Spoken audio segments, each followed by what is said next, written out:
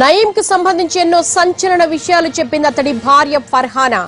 Goa beach లో నెలకు 20 రోజుల పాటు నయీం ఎంజాయ్ చేసేవాడని, గోవా వెళ్లినప్పుడల్లా అరాచకాలకు సృష్టించేవాడని, అమ్మాయిల్ని తీసుకెళ్లి అరాచకాలకు పాల్పడేవాడని అతని భార్య ఫర్హానా విచారణలో వెల్లడించింది. గోవాలోనే నదీం ను తీసుకువెళ్లినట్లుగా విషయాలు చెప్పింది అతని భార్య ఫర్హానా. గోవా వెళ్లినప్పుడల్లా అమ్మాయిని తీసుకెళ్లి అరాచకాలు సృష్టించాడని వివరాలు వెల్లడించింది.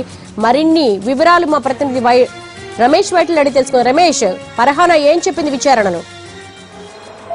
దాదాపు 15 రోజుల పాటు నార్సింగ్ పోలీస్ కష్టాలు ఉన్న ఫర్హానా పోలీసులకు సంచలనమైన విషయాలు పేర్కొనడం జరిగింది. దీంట్లో ప్రధానంగా నయీం సంబంధించి అరాచకాలని పూసగుచ్చినట్లు అన్ని విషయాలు కూడా పోలీసులకు తెలిపింది. దీంతో పోలీసులకు ఇచ్చిన సమాచారం మేరకు పోలీసులు పలు చోట్ల దాడులు జరిపి అయిందని కూడా ఇప్పటికే స్వాధీనం చేసుకున్నారు.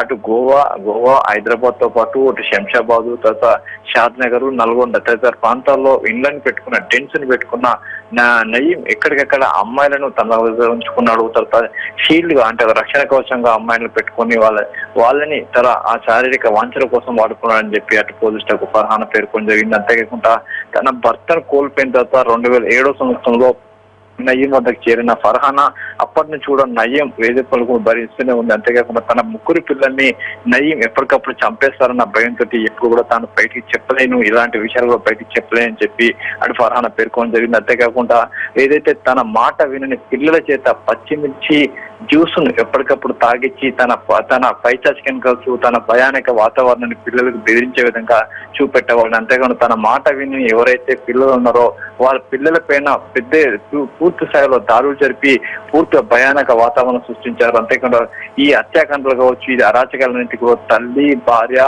సోదరైన సలీం వీళ్ళంతా కూడా సాక్షిగా ఉన్నారు. అంతేకాకుండా వీళ్ళ ఎదుటనే ఎప్పటికప్పుడు అన్ని దాడులు జరిగాయి. వీళ్ళే అన్ని హత్యలు కూడా వీళ్ళు ప్రత్యక్షంగా ఉన్నారు. అయితే నదీం తన అరాచకాలు ఎప్పటికప్పుడు పెద్ద స్థాయిలో ఉండేది. అంతేకాకుండా ఈ నయీం ఎప్పటికప్పుడు చేస్తున్న అరాచకాలని బయటికి రాకుండా ఉండేందుకు ఒక ఇంట్లో ఒక భయానక వాతావరణం సృష్టించి ఎవరిని కూడా బయటికి వెళ్లకుండా ఉండనిచ్చేవాడని చెప్తున్నారు. అయితే ప్రధానంగా ఇటీవల కాలంలో గోవాలో కోకోనట్ అని చెప్పి గెస్ట్ హౌస్ పెట్టుకోవడం జరిగింది. అక్కడ గెస్ట్ హౌస్ లో దాదాపు 20 రోజుల పాటు నయీం ఉండేవాడు. అక్కడికి వెళ్ళిన ప్రతిసారి కూడా అమ్మాయిని తీసుకువెళ్ళాలని చెప్పాడు. అయితే అక్కడికి వెళ్తున్న సమయంలో తనతో పాటు అంటే ఫర్హానాతో పాటు భార్య, అత్త, సోదరి కావచ్చు, మిగతా వాళ్ళ లేడీస్ అందరూ తీసుకువెళ్ళి అక్కడే 20 రోజుల పాటు నయీం ఎంజాయ్ చేసేవాడని చెప్తుంది. మరోవైపు ఛత్తీస్గఢ్ లో ఇటీవల కాలంలో పెద్ద ఎత్తున ఆస్తులను డెన్స్ కూడా కొనుగోలు చేశాడు. అక్కడితో పాటుగా అటు ఒంగోలు, ప్రకాశం, వైజాగ్, అమరావతి, హైదరాబాదు, శంషాబాద్, గగన్పాడు, షాద్ నగర్ ఈ తదితర ప్రాంతాల్లో నయీం డెన్స్ పెట్టుకున్నాడు. ఈ డెన్స్ కూడా ఎవరికి తెలియకుండా ఉండేందుకు కట్టెత్తనం ఏర్పాటు చేసుకున్నాడు. అయితే పలు హత్యలకు తాను సాక్షిగా ఉన్నాడు. చాలా మంది పిల్లలు, ఇప్పటికీ 3 పిల్లలు మిస్ అయినారు. ఆ పిల్లలు ఎక్కడ కూడా ఉన్నారో తెలియని పరిస్థితి.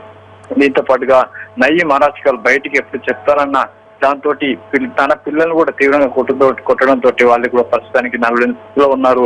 అయితే చాలాటికి నేనే సాక్షిగా ఉన్నా అని చెప్పి ఫర్హానా పోలీసులకు చెప్పడం జరిగింది. అయితే ఫర్హానా ఇచ్చిన స్టేట్మెంట్ వరకు పోలీసులు అన్ని చోట్ల సోదాలు జరిపి ప్రస్తుతానికి అన్ని కూడా స్వాధీనం చేసుకున్నారు. అయితే ఇంకా విషయాలు కూడా తెలుసుకునే ప్రయత్నం చేస్తున్నాం అని చెప్పి పోలీసులు చెప్తున్నారు. Ramesh, thank you.